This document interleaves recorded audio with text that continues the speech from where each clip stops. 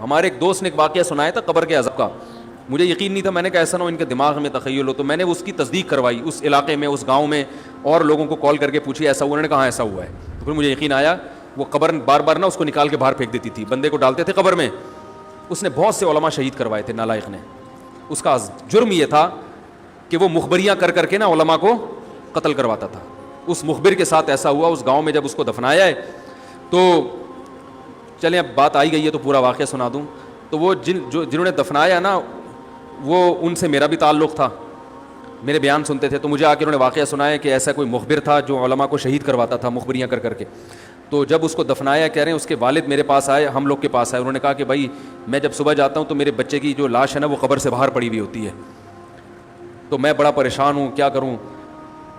تو ہم پھر دفن کرتے ہیں تو اچھا قبر بالکل صحیح ہوتی ہے اوپر سے, اور وہ بندہ باہر ہوتا ہے, وہ دوبارہ بند ہو جاتی ہے قبر.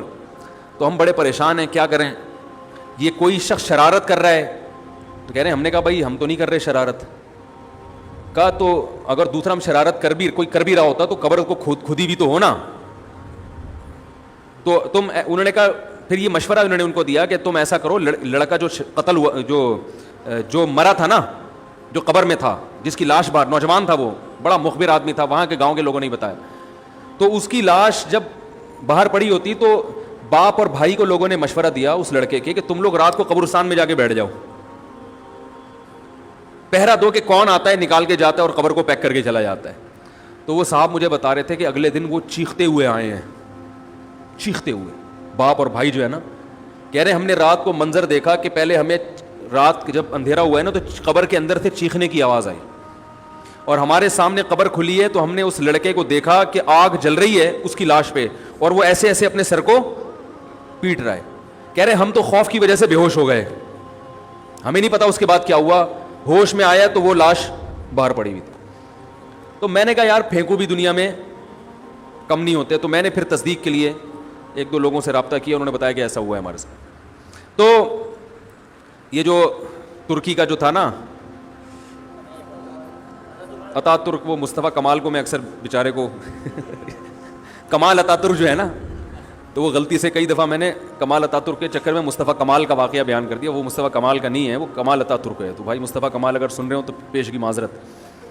تو کمال اتا ترک کا بھی یہی ہوا ہے, مسلمانوں کا قاتل تھا, علماء کا قاتل تھا, ترکی سے خلافت اسلامیہ کو اس نے ختم کر دیا.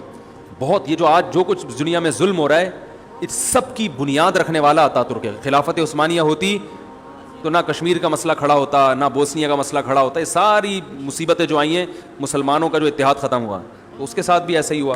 اس کو جب قبر میں دفنایا, قبر نے باہر پھینک دیا, تو نتیجہ یہی نکلا کہ اس کی قبر زمین کے اوپر ہے. تو وہ جو اس کے فالوورز ہیں وہ کہتے ہیں دیکھو ہمارے حضرت اتنے پہنچے ہوئے ہیں کہ اوپر دفن ہے. تو جو بوڑھے بوڑھے لوگ ہیں نا ترکی کے, وہ آپ کو بتائیں گے کہ یہ محترم کو زمین نے قبول نہیں کیا, نکال کے باہر. تو بعض دفعہ قبر خود بتا دیتی ہے, بعض دفعہ. اچھا مجھے چلیں چھوڑیں, بات سے بات نکل جائے گی, وہ ہمارا موضوع رہ جائے گا. تو فرشتہ کہاں پہنچا, قریب, ہاں واپس چلا گیا تو فرشتہ, ٹھیک ہے. تو وہ بالکل قریب آ کے واپس چلا گیا. تو ایسا ہوتا ہے, بعض دفعہ ہوتا ہے, ایسے واقعات ہیں بہت سارے.